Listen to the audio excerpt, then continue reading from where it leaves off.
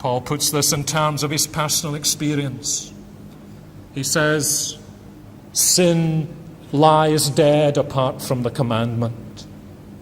But when the commandment comes with power through the Holy Spirit's convicting grace, sin arises and I die. He tells us in Philippians 3 how formerly he had thought of himself as alive. And then the commandment came, as he says here. It dawned upon him that the words, "Thou shalt not covet," reached into the depths of his being. And instead of seeing himself as living to God, he realized that he was dead to God and alive to sin. And the truth of the matter was that his own sinful heart had used the law to deceive him and to slay him. Extraordinary. And yet so true to the experience of those in whose lives God begins to work. This is what they always discover.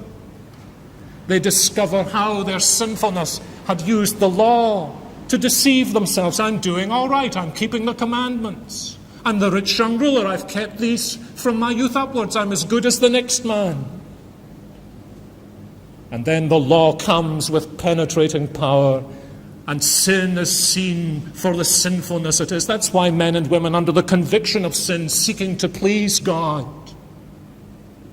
are always more conscious of their failure than they are of their success. And sin revives, and a man or a woman realizes that he is spiritually dead. So it's not, says Paul, that the law is sinful.